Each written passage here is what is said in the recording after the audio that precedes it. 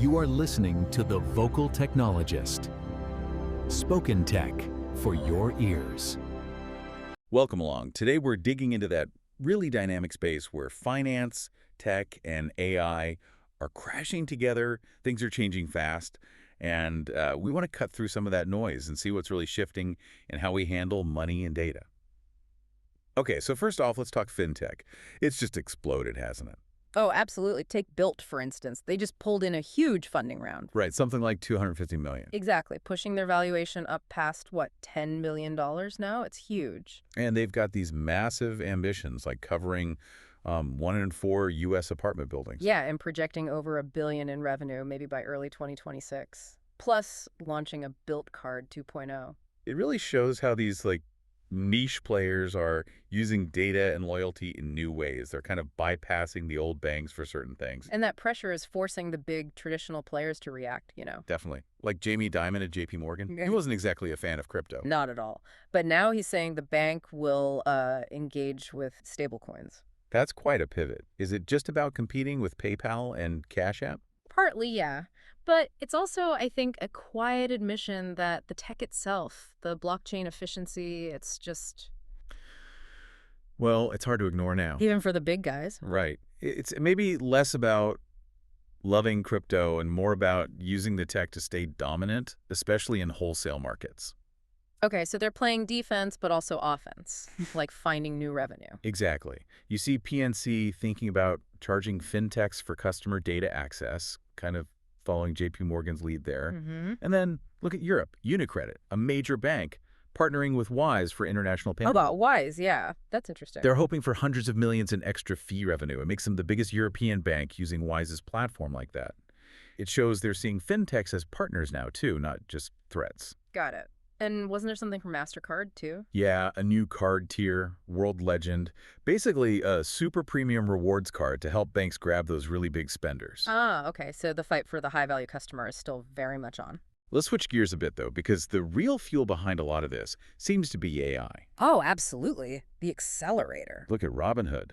Their comeback is, well, pretty staggering. It really is.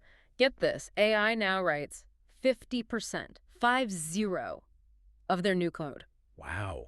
50%. 50%. And that efficiency boost, it's a huge factor in them going from like a $500 million loss to over $1 billion in profit. And their market cap quadrupled. Yep. They're even talking about this capital as a service idea, making it easier for businesses to access capital via their platform. That's a massive change. Yeah. And beyond just coding, how else is AI shaking things up in finance? Well, Citi is rolling out Cognition's AI agent, Devin. The AI software engineer, right? That's the one. To 40,000 of their developers, they're expecting productivity gains of like 2x to maybe even 20x on routine stuff. 20 times. That's incredible. It is. And then you've got Anthropic with their new financial analysis solution. It uses their Claude 4 models. Okay, Claude. Known for reasoning, right? Exactly. It integrates market data, internal platforms, basically a super-powered assistant for analysts.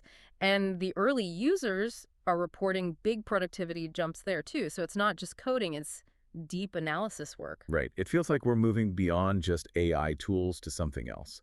This idea of service as a software. Yeah, that's a fascinating concept. Like AI acting as autonomous workers delivering whole outcomes, not just doing tasks, especially in industries with lots of labor involved. And speaking of new models, Cloudflare's idea is interesting too, the pay-per-crawl thing. Oh yeah, letting websites charge AI crawlers micropayments for scraping their content. It sort of levels the playing field for publishers a bit, doesn't it? In this age of generative AI constantly needing data. It tries to, yeah. A way to value that content. So connecting some dots here, fintechs aren't just building apps anymore, they're building the underlying infrastructure too. That's a really key trend. Robinhood is launching its own blockchain, just like Coinbase and Kraken and others have done. Why do that? What's the strategy? It's about owning the rails, like Apple's App Store. Bring your users on chain, then let other developers build new services right there on your platform. Ah, okay. Control the ecosystem. Pretty much. And Robinhood's even looking at things like tokenized private shares on it, new kinds of products. And just quickly, SoFi seems to be doubling down on crypto again, too. Yeah, they brought in Flori Marquez Gilroy, one of the BlockFi co-founders, to head up their digital asset strategy.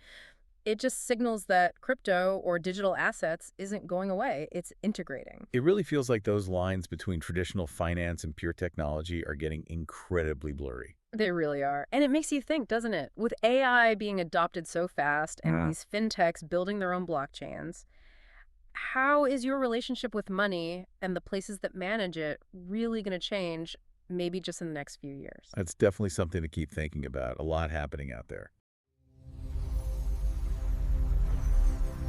Spoken Tech for your ears.